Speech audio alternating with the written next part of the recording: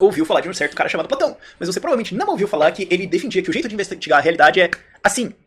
Se chama misticismo e é a base da filosofia depois do Hegel e do Marx. Que daí você fala, ah não, é por isso que socialista só fala coisa que não tem nada a ver com a realidade, porque a base filosófica deles é operar no mundo assim, chutando as coisas, e se alguma evidência vem dizendo que tá errado, eles dizem que a evidência tá errada e que a ideia na cabeça deles está perfeita. É por isso que tipo teve genocídios em vários países. É. Fala pessoal, Alisson falando, e dessa vez a gente vai fazer mais um vídeo react, só que dessa vez não vai ser sobre ética animal, direitos animais, vai ser algo mais simples até, vai ser sobre filosofia. Tá, ok, eu sei que filosofia não é simples, é algo bem amplo e que tem várias nuances em diferentes campos de atuação, enfim, é bem complexo na verdade, mas as ideias genéricas que a gente pode trazer aqui, o senso comum sobre filosofia, eu quero discutir isso hoje com vocês, a partir de um vídeo que foi sugerido lá no meu canal pelo Rodrigo Apendino, que ele me pediu, ele comentou no meu último vídeo react, né? Seria demais ver você reagindo a um vídeo já de 4 anos do Ideias Radicais falando o que é filosofia. Acho que se chama O que é Filosofia porque você deveria se importar. E bom, eu fui pesquisar esse vídeo do canal Ideias Radicais, que é um canal do Rafael Lima, que é um libertário brasileiro, achei o vídeo de 1º de dezembro de 2015, esse vídeo que eu coloco aí na tela, minimizado. E antes da gente começar esse papo, por favor, já deixa a tua curtida é muito importante, sério, até pra chegar lá pro Rafael e pra gente começar uma conversa, vai que a gente faz uma live junto, não é mesmo? E também o seu comentário, e por favor, considere ser membro aqui do canal, aqui embaixo desse vídeo tem um botão chamado Seja Membro, clica nele e você vai descobrir as formas de ser membro aqui do canal, o que você ganha sendo membro, enfim. Mas bom, vamos nessa. Não tem som no começo? Olá vocês, seja bem-vindo ao Ideias Radicais e vamos falar de filosofia, o que é isso, por que é importante. E você provavelmente está pensando filosofia, ou você procura esse vídeo porque você tem que fazer um trabalho de escola e você acha que filosofia é um saco. Bom, já vi que pelo começo aqui da conversa o Rafael tá mirando num público específico que provavelmente está falando aqui de pessoas que trabalham de escola e tal. Provavelmente ele tá mirando nesse público jovem que tá na escola, sabe? Então, se eu quero julgar o vídeo do Rafael, eu vou ter que operar por caridade interpretativa, que é um princípio, podemos chamar aqui de hermenêutico, de interpretação daquilo que as pessoas estão falando, né? Eu tenho que reconhecer que ele está mirando num tipo de público que não é o público acadêmico para explicar o que é filosofia. Então eu tenho que ser honesto intelectualmente, né, em reconhecer que ele não está fazendo nada aprofundado aqui já pelo começo. Pelo visto ele não quer aprofundar qualquer debate aqui. Então eu vou comentar por cima, eu não vou, sabe, mostrar que ele está academicamente errado, coisa assim, né, até porque eu sou um defensor da filosofia pública, inclusive um paper do T. Nguyen, um professor esqueci a universidade dele, dos Estados Unidos, ele fez um manifesto pela filosofia pública, um paper que eu já traduzi, e vai ser publicado. Quando for publicado eu vou ver se eu transformo em audiobook, audiotexto, enfim, eu vou tentar disponibilizar para vocês. E então, como eu defendo filosofia pública, eu vou ter que defender algum tipo de diminuição da qualidade técnica acadêmica da filosofia para a popularização dessas ideias, para que os jovens, enfim, se interessem. Vamos ver se é isso que ele está tentando fazer aqui ou se ele vai tentar brigar com acadêmicos, né? Vamos ver. Você caiu no conto do totalitarismo. Funcionou. Você caiu dentro de uma armadilha criada por um sistema totalitário, ou autocrata, ou de esquerda socialista, ou fascista, que quer que você não pense, que é o ato de filosofar, é o ato de pensar. Eu estou tentando entender aqui como assim, um jovem que achou que filosofia é um saco, se ele achou que a filosofia é um saco, ele não gostou de filosofia, isso é porque o sistema totalitário socialista planejou que fosse assim? Cara, isso aí parece uma teoria de conspiração na real, porque eu fico imaginando todas as outras disciplinas com as quais eu já tive acesso na educação primária, né? Como por exemplo, educação física, sei lá, matemática, história, sociologia, disciplinas de biologia. Cara, eu tendi a achar quase todas um saco, sabe? Quase todas, né? E especialmente disciplinas que teriam funcionalidade para a própria sociedade, né? Disciplinas como matemática, elas ajudam a pelo menos, né, como contar 1 mais 1, fazer cálculos básicos de multiplicação ou o que for, né? Mesmo disciplinas como português, para tu saber escrever o básico do básico, feijão com arroz, né? Inclusive o Bolsonaro defende, né, que essas deveriam ser as principais, as disciplinas aqui do Brasil, o resto seria meio que escanteado, né? Então, mesmo disciplinas que seriam úteis para o próprio sistema totalitário socialista, eu quanto jovem, não gostava. Então, significa que eu caí no conto do totalitarismo por não gostar de uma disciplina que seria útil para o próprio Estado? Bom, sinceramente, isso aqui me parece papinho de teoria da conspiração, mas se o Rafael tá, de certa forma, mirando num público que já acredita, que provavelmente é o público dele, né, já acredita que o Estado brasileiro é socialista, totalitário, fascista, o que for, bom, então esse público meio que já vai abrir as pernas e vai tentar concordar com ele. Realmente, né, para combater esse estado do mal, eu vou ter que estudar filosofia, né? O que não faz muito sentido em termos lógicos, mas, né, filosofia pública. Esses regimes, de maneira geral, regimes estatais violentos, de maneira geral, não querem que você pense. Então é por isso que eles fazem filosofia ser um saco, e eu vou abordar como eles fazem isso ao longo do vídeo. Mas filosofia é o ato de pensar. São as informações básicas que você tem na sua cabeça acerca do mundo, acerca de você mesmo e o que você tem que fazer. Eu acho que aqui já tá errado, cara. Ok, tu pode dizer, tá, pra um jovem que não é acadêmico, que tá na escola, filosofia é o ato de pensar. Só que, cara, recomendo vocês passarem ali no canal do Isto Não É Filosofia. É um casal de professores de filosofia, fazem vídeos curtos, bem didáticos, muito bons de ouvir, e eles recentemente explicaram o que, ao ver deles, seria o filósofo. E é uma coisa que eles falaram de forma que eu concordei, eu não tinha o que tirar nem pôr. E basicamente eles fizeram uma diferenciação entre o pensador e o filósofo. O pensador é um cara que pode pensar de formas variadas. Para ele ser um pensador, basta que ele tenha a competência de pensar e pense adequadamente para, enfim, diferentes propósitos, né? Então isso seria um pensador, um cara que está pensando, sei lá, tu poderia botar aqui como um escritor de literatura como um pensador, né? Porque ele tem que pensar para formular as ideias, enfim, escrever ali o conto dele, né? Agora o filósofo não necessariamente ele vai ser um pensador, então tu não pode simplesmente reduzir a filosofia ao ato de pensar. Isso não está muito, digamos, tecnicamente correto, e não tem por que tu fazer isso, reduzir a filosofia ao ato de pensar, especialmente porque outras disciplinas que não são filosóficas, a própria biologia, a química, a física, elas também exigem muito pensamento, né? Certamente, se tu fizer qualquer uma dessas disciplinas, tu tá pensando, sabe? Tu não tá simplesmente recebendo informação do professor e aceitando, acatando. Não, isso sim que seria totalitário, não é mesmo? Então, não, filosofia não é meramente o ato de pensar. Para fazer filosofia, tu vai precisar aderir de certos critérios filosóficos, ou seja, tu vai precisar não apenas pensar, tu vai precisar pensar como um filósofo. E um filósofo, ele precisa se adequar a certos critérios argumentativos que vão validar ou não vão validar os seus argumentos, como, por exemplo, ele precisa seguir a mais pura e estrita lógica, né? Ele precisa respeitar, pensando em termos básicos aqui, ele precisa respeitar os princípios aristotélicos, como o princípio de identidade, o princípio do terceiro excluído, o princípio da não contradição e também tantos outros princípios lógicos que vão ser utilizados como crivo, né? Precisa reconhecer o que seriam falácias. O filósofo precisa entender o mundo há uma maneira filosófica que não é simplesmente pensar, tá? Esse tipo de raciocínio que reduz a filosofia ao pensamento, eu acho que ele é um desserviço no final do dia, porque é o tipo de raciocínio que vai justificar aqueles caras que fazem uns posts nas redes sociais, aqueles de Instagram, com uma frase do Leandro Carnal, que lacrante diz, filósofo, sabe? Não é bem assim. Filosofia exige muitos critérios, e esses critérios é que precisam ser colocados à mesa, né, para que a gente possa, enfim, dizer se está havendo ou não está havendo aqui uma pegada filosófica, né? Filosofia não é bagunça, em outras palavras. E como você constrói a sua vida em cima disso? Eu cursei psicologia por 4 anos, especialmente em análise do comportamento, e quando você vai ver os problemas das pessoas, depressão, você consegue descer isso até filosofia ruim. Quando você vê, e eu também adoro estudar economia, Sim, concordo. Não tem muito o que tirar aqui. Realmente, em muitos problemas a nível psicológico, né? A gente fala bastante, a gente critica bastante a psicanálise, por exemplo, e inclusive eu não lembro agora o nome do paciente e do psicanalista, do analista, né, que o tratou, mas parece que teve não sei se foi na Alemanha, foi em outro país, um país europeu, se não me engano, que o cara ficou 18 anos numa clínica fazendo análise, né, com psicanalista.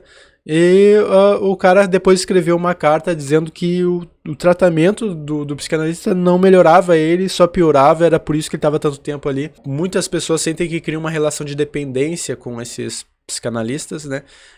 Em que última instância, se tu for analisar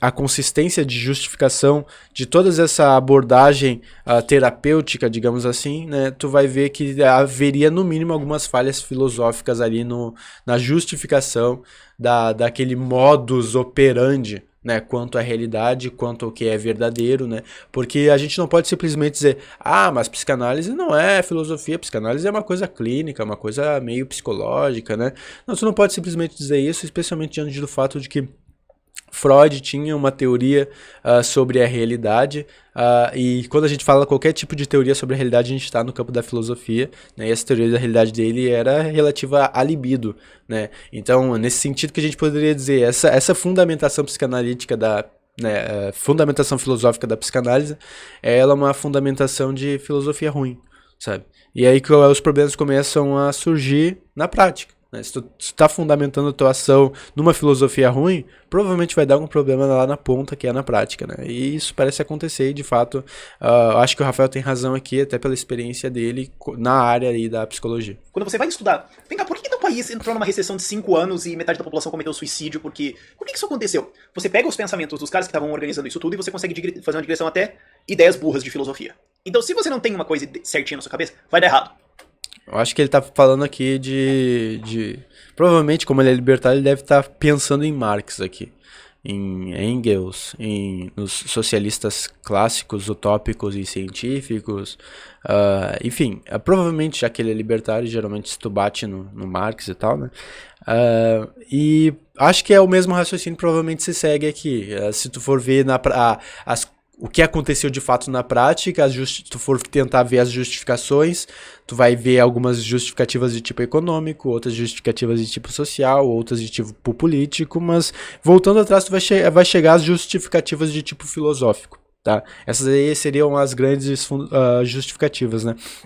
Então, é aí que eu acho que o Rafael, de certa forma, ele está dando uma lição aqui de nos alertar para o fato de que, olha só, boa parte do que acontece no mundo, ela vai ter as decisões que a gente faz, né, a gente realiza no mundo e elas têm complicações na vida prática, essas decisões, em geral, elas vão ter algum tipo de raciocínio filosófico por trás, e isso por si só já nos dá um bom motivo para a gente estudar filosofia, para a gente de fato entender o que está acontecendo ali num nível teórico e por que de fato às vezes a teoria não coincide belamente, ela não consegue casar perfeitamente com a prática. Aliás, o John Maynard Keynes, né, um economista bem famoso e renomado pelo mundo todo, embora os libertários odeiem ele, o Keynes ele tem uma frase longa, é um parágrafo de frase, uma frase bem bonita em termos de dar uma lição.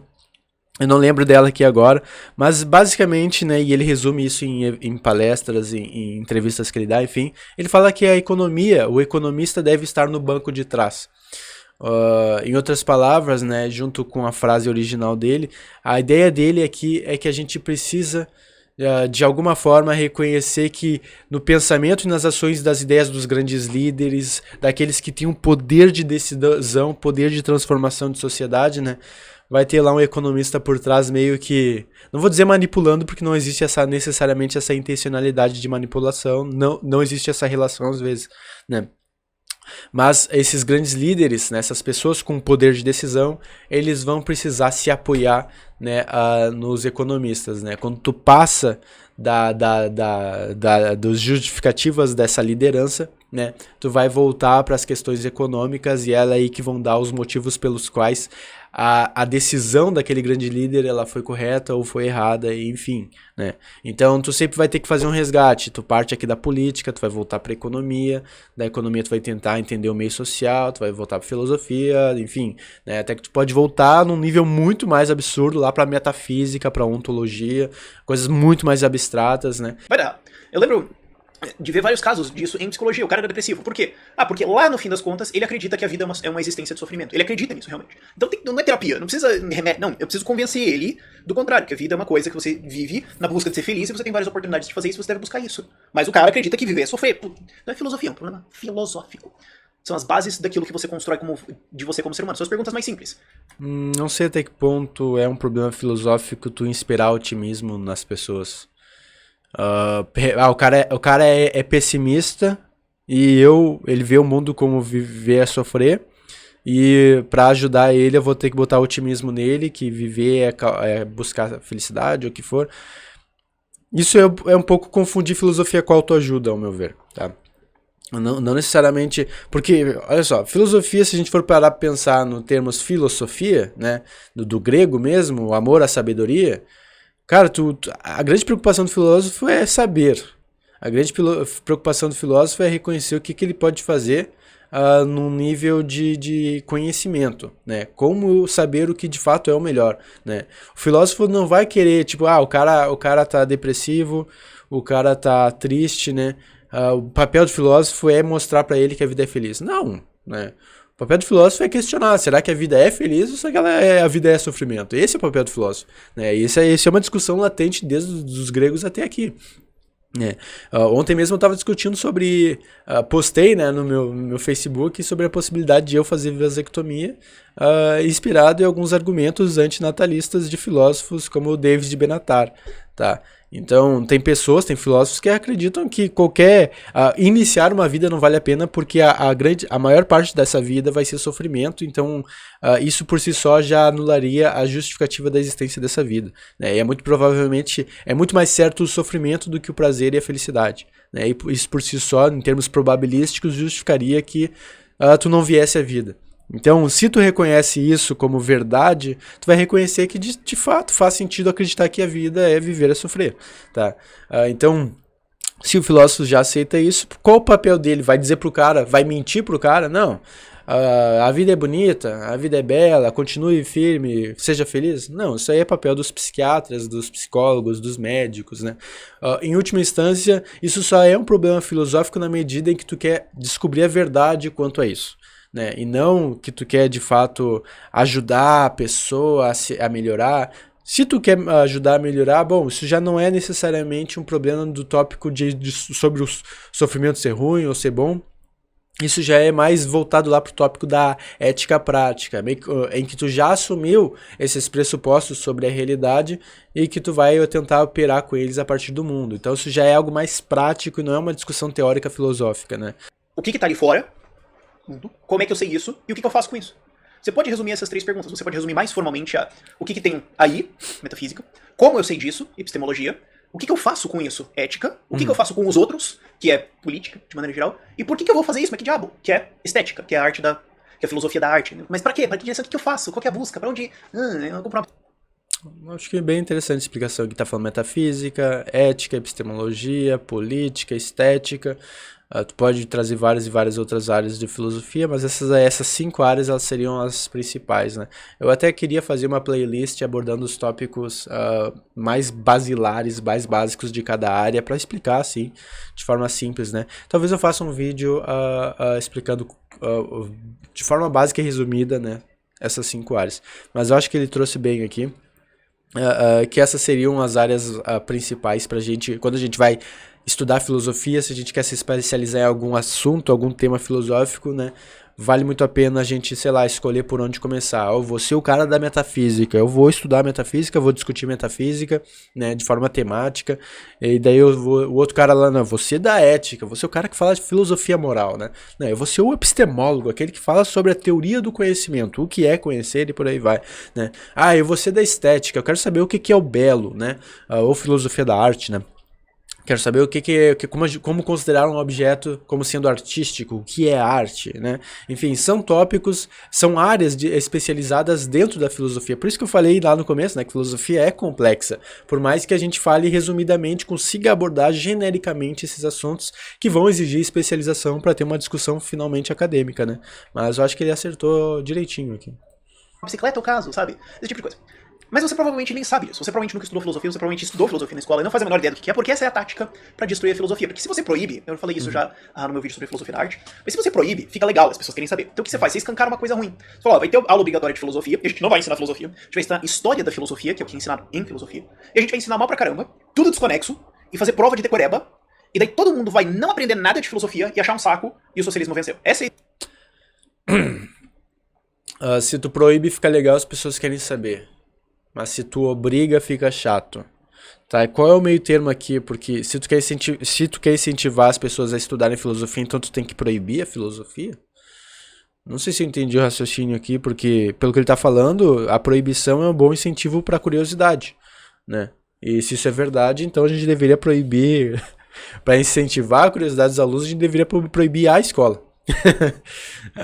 Eu acho que isso certamente seria muito mais antilibertário do que tu criar a obrigação de uma matéria, né? Pelo menos me parece ser muito mais antilibertário, né?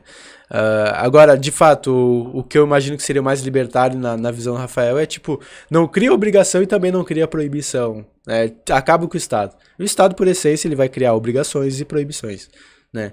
Então, se tu acabar com o Estado, não vai ter uma obrigação nem proibição no nível estatal. Só que ainda assim, mesmo numa sociedade privada, numa sociedade anarcocapitalista, libertária, o que for, mesmo nessa sociedade, tu vai ter vários pré-requisitos em qualquer tipo de escola. Até em homeschool tem pré-requisitos, né? Os alunos não seguiam por si mesmos. Todo aluno em qualquer escola no mundo todo, o cara precisa reconhecer que no ambiente em que ele está existem obrigações e que ele tem que honrá-las, né? E isso faz parte da maturidade, faz parte de gerar-se quanto um ser educado. Tu precisa reconhecer as tuas responsabilidades, precisa comprometer-se com algumas coisas que não necessariamente vão ser da tua vontade, assim como todo adulto precisa fazer isso, tá? E aí tu vai aprendendo essas matérias ou esses assuntos, né? Melhor ainda se tu tiver curiosidade e se esses assuntos te empolgarem, muitas vezes não acontece, infelizmente, né? Porque de fato a obrigação às vezes atrapalha, né? Mas tu vai aprendendo na prática a honrar compromissos, a reconhecer que tu tem deveres, né? E aí falando ele falou lá das psicanálise, né? Acho que ele fez referência à psicanálise, Freud, enfim. Pensa aqui no superego, né? Tu tem o ego do indivíduo, aquele indivíduo e suas próprias vontades, né? Tu tem o id do teu inconsciente, aquilo que tá por trás ali, tal como um economista no banco de trás, né? E tu tem o superego, que seria as pessoas à volta daquele indivíduo, a sociedade, dizendo para aquele indivíduo, ó, isso é certo, aquilo é errado, né? Isso, o superego na sociedade é muito importante, se a gente for parar para fazer essa leitura psicanalítica, né? É muito importante porque desde Kant, se for pensar naquele audiotexto no texto que eu já transformei em audiotexto por podcast Narração Filosófica, né? O que é o esclarecimento? Desde Kant está bem desenhado ali, cara. Tu precisa buscar essa autonomia. De fato, tu precisa ousar saber, tu precisa fazer uso do teu próprio entendimento, para que se possa se esclarecer, para que tu possa entender o mundo. Sim, tu precisa buscar isso. Só que boa parte da tua vida tu ainda vai estar num sistema de mental, de heteronomia, tu ainda vai estar precisando aprender, tu ainda vai estar precisando ser guiado para entender o que é certo e errado, e muitas vezes tu não vai ter o crivo racional para poder fazer julgamentos por si mesmo.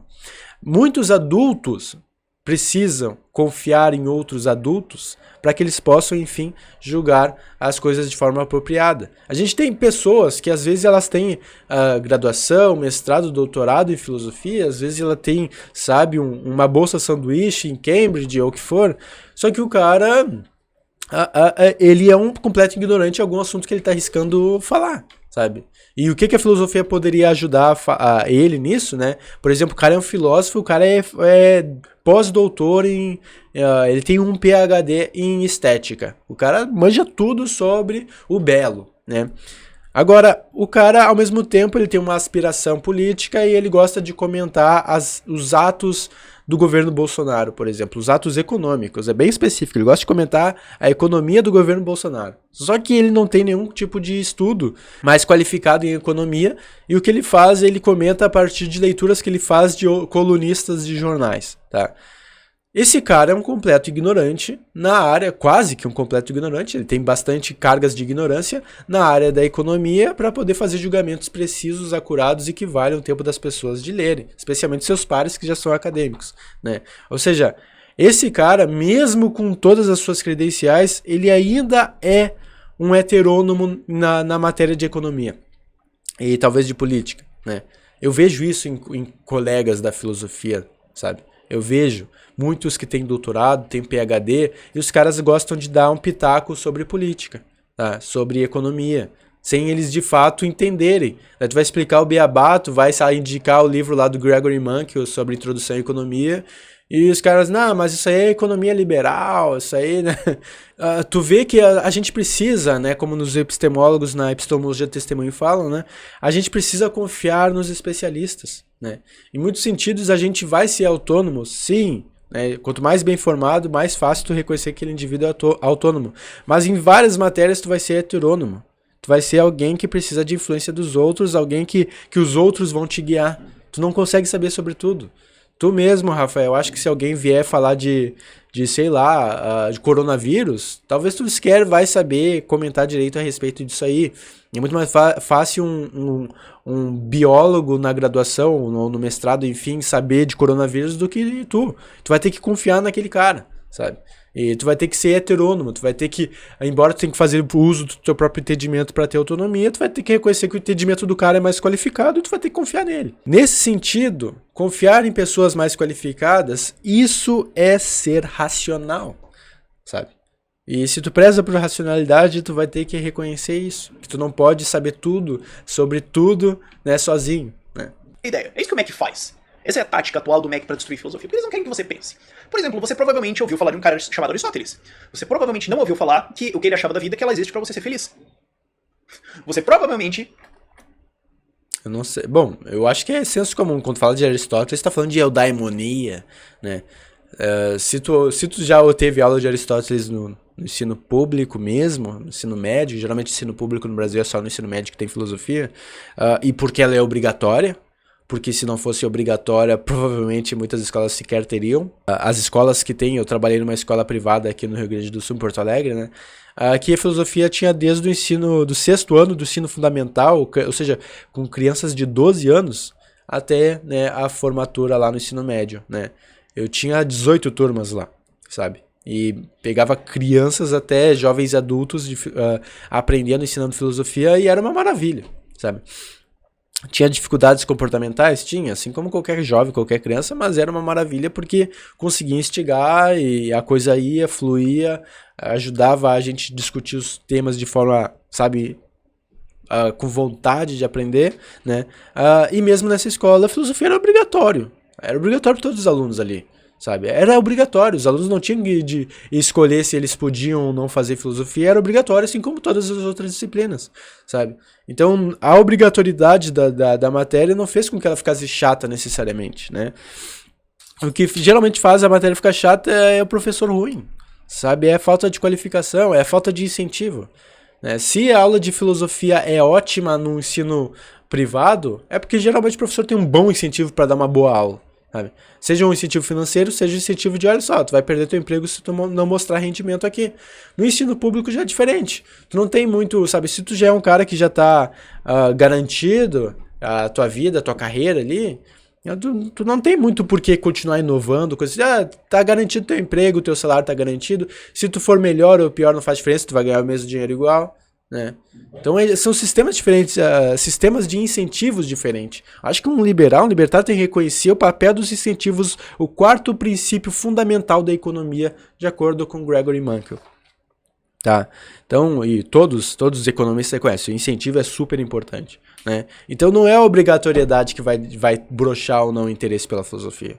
Não é obrigatoriedade, porque até escolas privadas é obrigatório e tem muito aluno muito apaixonado por filosofia em escola privada. Conheço vários. Tem outros que me seguem aqui no canal também, desde que me conheceram nessa escola privada. Tá? Então, enfim, eu acho que tem várias coisas erradas aqui, embora tenham várias coisas certas aqui, mas parece que o que o Rafael quer dizer é basicamente, o discurso, a ideia do MEC é um governo socialista, que quer acabar com o seu interesse por pensar, e pensar é coisa de filósofo. Cara, do jeito que eu tô colocando aqui é bem banal, eu sei, mas vamos lembrar que provavelmente ele tá falando aqui para um público jovem, deve ter 15, 16 anos, jovens homens, né, que provavelmente já se interessam por questões libertárias, geralmente mulher se interessa menos, pelo menos vendo as estatísticas do próprio YouTube, né? E esse público é bastante leigo a ponto de achar que a forma como o Rafael tá colocando as coisas aqui, ela é verdadeira, tá? Ela é mais... Não tem como refutar. O pessoal adora falar em refutar, né? Mas a gente pode sim ver vários probleminhas aqui, né? Primeiro, reconhecer que a obrigatoriedade brocha os alunos. Isso não é verdade. Isso não necessariamente é verdade. Às vezes é verdade, mas não é o caso que sempre é verdade. Se brochou o aluno, pronto, é o Estado socialista totalitário, ele conseguiu o que ele queria. Isso também não é verdade, não faz sentido, né? O Estado totalitário, autoritário, faz mais sentido ele pagar todos os contingente de professores, né, criar matérias, né, criar planejamentos escolares, cronogramas, o cara financiar e gastar com isso para vender filosofia por aí, faz mais sentido ele fazer isso, ou simplesmente censurar a filosofia, né? Um Estado totalitário, ele censura a filosofia, ele não obriga ela, é diferente. Ouviu falar de um certo cara chamado Platão, mas você provavelmente não ouviu falar que ele defendia que o jeito de investigar a realidade é assim. Se chama misticismo e é a base da filosofia, depois do Hegel e do Marx. Que daí você fala, não, é por isso que socialista só fala coisa que não tem nada a ver com a realidade, porque a base filosófica deles é operar no mundo assim, chutando as coisas, e se alguma evidência vem dizendo que tá errado, eles dizem que a evidência tá errada e que a ideia na cabeça deles está perfeita. É por isso que, tipo, teve genocídios em vários países.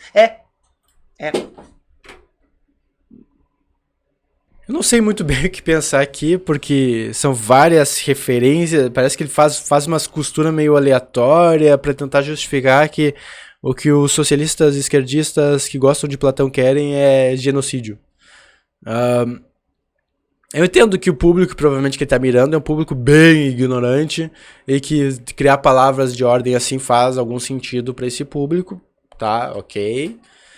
Só que, cara, até onde eu sei, misticismo não é bem uma pegada platônica. Eu acho que isso aí é mais dos neoplatônicos, né? O pessoal lá do Plotino e tal.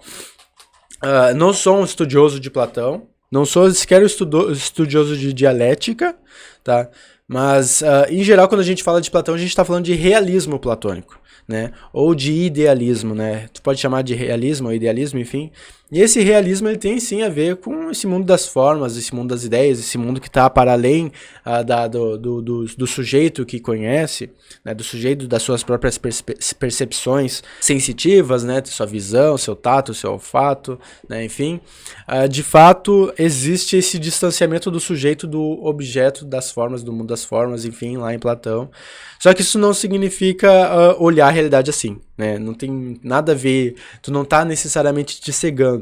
O pressuposto da filosofia realista, do realismo platônico, é que existem essas entidades que a gente reconhece como abstratas, né, como as formas do mundo, né, como por exemplo, o que é verdadeiro. Tem até uma arte conceitual, eu vou colocar na tela aqui. Essa arte aqui é bem contemporânea, digamos assim, embora ela tenha bastante raiz filosófica.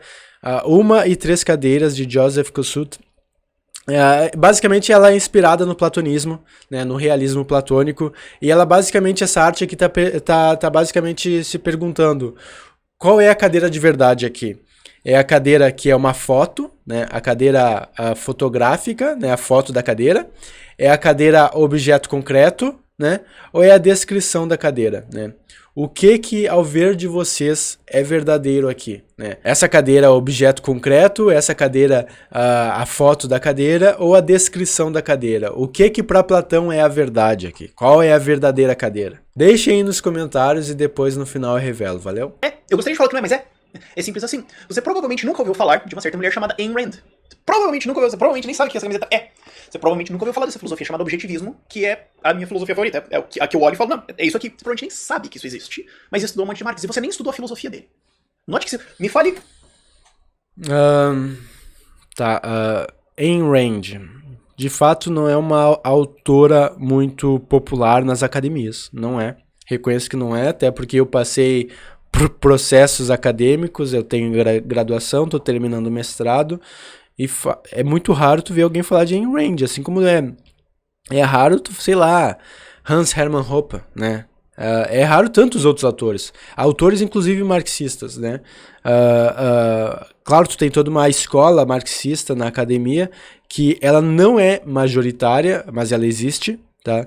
E que ela vai focar em autores marxistas, né? Provavelmente existe algum núcleo de estudos ou talvez alguma escola austríaca em alguma universidade focada nos autores austríacos, acho que isso é bom, né? A Ayn Rand não é austríaca, mas ela aqui em 2015 ela é referência aqui do Rafael Lima, né? Acho que ele até trocou a referência mais recentemente, eu não lembro agora. Mas a camiseta dele é Who is John Galt? É uma pergunta que é feita constantemente no livro A Revolta de Atlas. A série de livros são 3 livros, né, que é um romance da Ayn Rand para tentar explicar o objetivismo, a filosofia objetivista. Claro, o objetivismo de Ayn Rand, né, porque quando a gente fala de objetivismo em metaética, em outras áreas, não tem nada a ver com Ayn Rand. Eu só li o primeiro livro do romance da Revolta de Atlas. Achei um pé no saco, achei uma enrolação, acho que é uma grande confusão entre filosofia e literatura ali, tá? Não cheguei a ler os livros mais filosóficos da Ayn Rand, né? Acho que depois da experiência que eu tive com a Revolta de Atlas, eu não sequer tive vontade, na verdade, de ler qualquer outra coisa da Ayn Rand. Então eu sou tendencioso a pensar e entender por que não tem Ayn Rand nas faculdades. Frente aos debates que a gente geralmente tem com outros filósofos, especialmente filósofos mais analíticos mesmo, direto ao ponto, mais temáticos, a Ayn Rand parece não ter muito peso em qualquer área, né? E aí que a gente acaba não estudando, porque não é como se ela tivesse com alguma ideia relevante a ser contra-argumentada ou defendida, né? Não sei sequer se o Rafael fala de alguma ideia dela aqui e defende, né? Mas enfim, eu não acho que seja, não me parece uma surpresa que Ayn Rand não seja muito popular na academia, né? Também não me parece surpresa que um libertário, sabe, ache que a Ayn Rand é super necessária. Mas enfim. Se você estudou Marx na sua aula de sociologia, na sua aula de filosofia, fale os primeiros, as bases filosóficas dele. Você não sabe. Não sabe. Você pergunta isso para um socialista, às vezes ele não sabe. É fantástico de ver. Isso é verdade. Muitas pessoas estudam Marx e não entendem direito sobre seus fundamentos no nível filosófico, político e econômico, né? No nível social, qualquer outro nível, né? É muito difícil, às vezes, porque, sei lá, o grosso do Marx está lá no Capital, se eu não me engano, um livro de mais de 800 páginas, é um livro denso para a grande maioria das pessoas, a linguagem também não ajuda, tá? E eu li apenas se eu não me engano, era o primeiro capítulo na seção 4, que ele fala sobre a questão do trabalho, né, do valor trabalho, se eu não me engano, né? E de fato muitos socialistas também, pessoas que dizem eu sou socialista, elas também não leram o Marx o suficiente para entender o que o Marx está defendendo. Não é à toa que existe aquele canal aqui no YouTube Orientação Marxista, de um doutor em filosofia, não sei qual a universidade dele, é Gustavo Mendes, eu acho o nome, eu fui conhecer o canal dele recentemente, e ele me parece fazer um bom trabalho de desmistificar Marx, de explicar para as pessoas o que Marx de fato quer fazer, claro, com aquele jeitinho lacrante, né, de criticar aqueles que ele está comentando, reagindo, enfim, que funciona bastante aqui na internet, então a gente reconhece que é uma estratégia, né, embora provavelmente numa banca acadêmica ele não seria assim. Assim como eu, às vezes, eu dou me mostro puto aqui pra vocês e às vezes é mais uma estratégia também. Mas enfim, a gente precisa focar nesse trabalho educativo, né? E se eu entendo de Marx, eu vou abrir um canal no YouTube, se eu puder fazer isso, e vou explicar o que Marx de fato defendia, né? E vou torcer para existir outras pessoas que de fato também entendem de Marx e que vão refutar alguma coisa que eu disse sobre Marx, caso eu de fato não entendi alguma coisa sobre Marx. Enfim, isso, a linguagem, o conhecimento, ele vai meio que se autorregulando na medida que é esse mercado de ideias do qual o John Stuart Mill falava. Então eu acho que o Rafael tá certo aqui. Muitas pessoas que viram Marx na escola, e mesmo pessoas convictas socialistas, comunistas, marxistas, ou o que for, às vezes elas não entendem de Marx direito.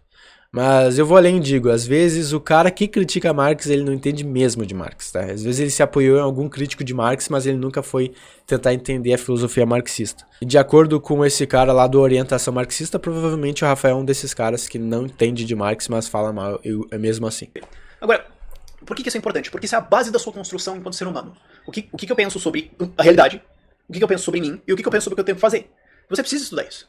E o ato de pensar isso é o ato de filosofar. Claro, você provavelmente não vai fazer isso numa qualidade tão grande quanto um Aristóteles, um Nietzsche ou uma Ayn Rand. Mas é importante debater. As referências dele, em termos de qualidade, é Aristóteles, Nietzsche e Ayn Rand. Eu não sou muito simpático a Nietzsche. Acho que o Nietzsche também é um cara de... Tu pega qualquer coisa dele, tu constrói qualquer coisa em cima, né? Inclusive eu estava falando com o Fernando Schell ontem no podcast Logismos, que eu vou postar agora semana que vem, uma conversa sobre abolicionismo pragmático.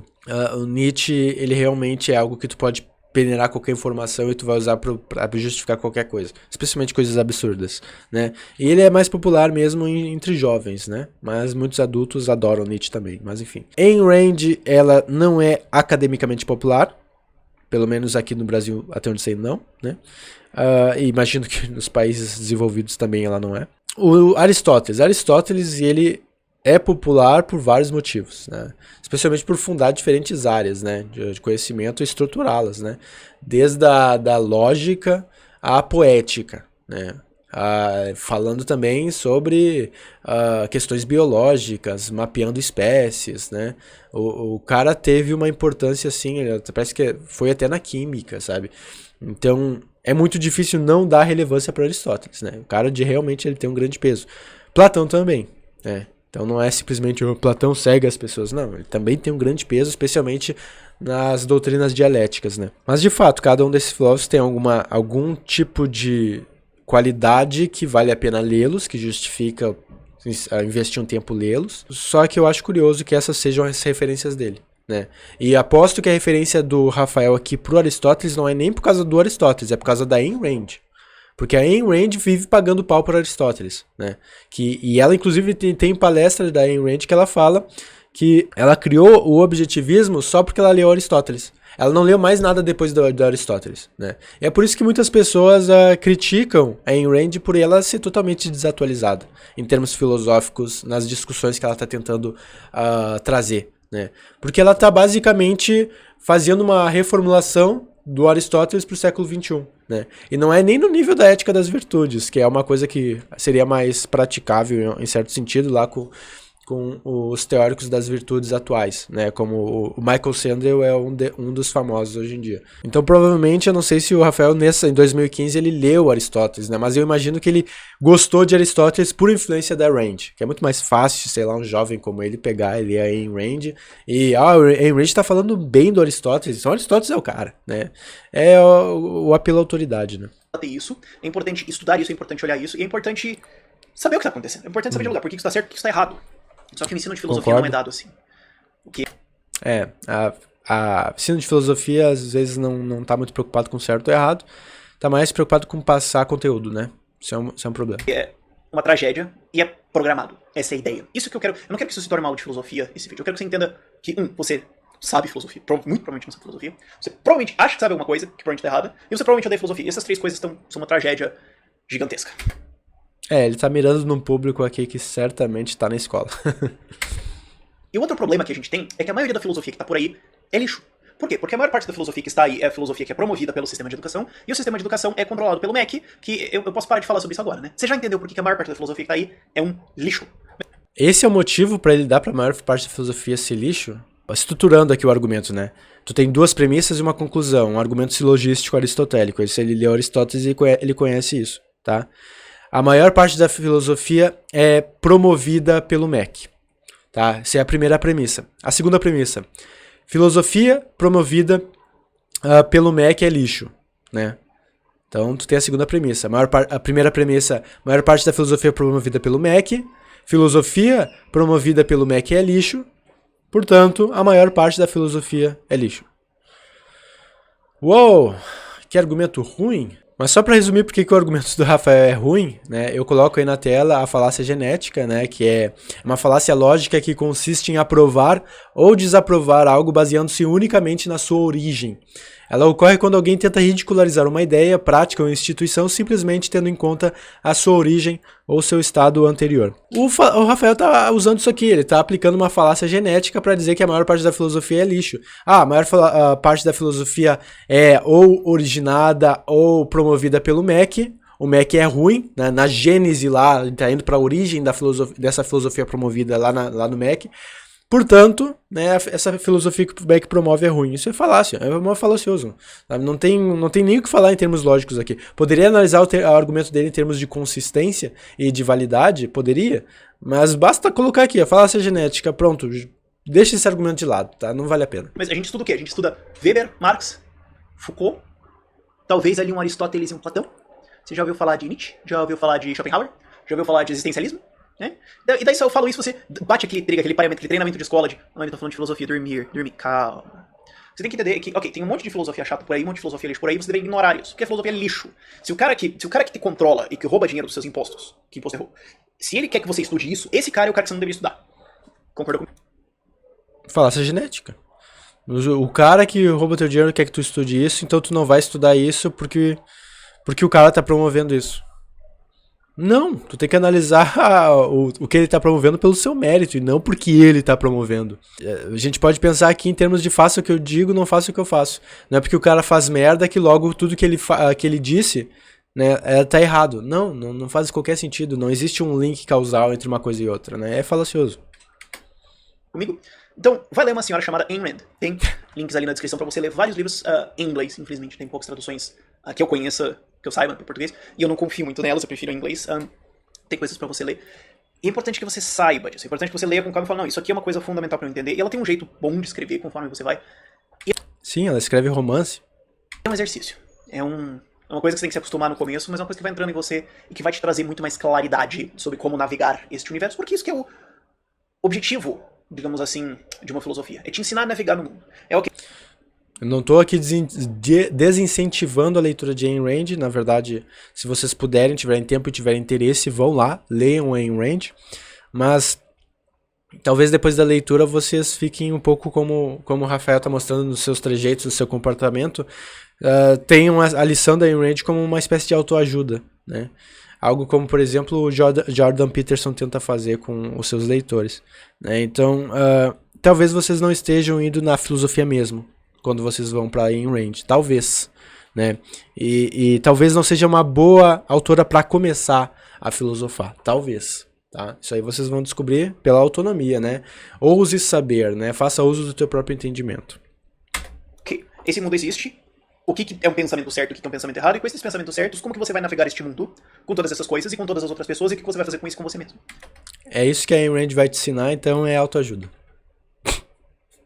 Em certo sentido, sim, porque ela tá te dando direcionamento pra agir no mundo, né? Então, é autoajuda, por definição, né? Uma vez que você tem isso mais claro, você vai ver que a sua vida melhora. Isso é verdade. Eu já caí no conto do proletário de achar que filosofia era um saco, não serve pra nada, porque eu passei a vida inteira estudando Marx e Hegel. Nossa, quando Engels às vezes entra como filósofo, que tragédia histórica que não é isso, né? Mas eu já estudei muito disso. E aí você vai ler filosofia que funciona de verdade e fala, não, pera, isso responde todas as dúvidas que eu tinha sobre o mundo e agora eu sei o que fazer. Autoajuda. Eu vou viver martelando nisso, né? Porque uma discussão filosófica ela não vai pegar tipo, olha só, isso aqui responde, logo eu tenho que abraçar isso. Não é assim que tu faz filosofia. Filosofia, tu quer testar os argumentos, tu quer avaliar essas premissas, tu quer ver onde essas conclusões elas vão dar, se o argumento é lógico, se ele é válido, se ele é consistente, né? Se ele segue ou desrespeita ou não os princípios lógicos mais básicos, como da identidade, da não contradição, enfim. Isso aí vai ser filosofia. Se o cara te dá as respostas, bom, e tu segue as respostas sobre como agir no mundo, isso é autoajuda. É autoajuda. Alguém me ajudou a me autoajudar, digamos assim, né?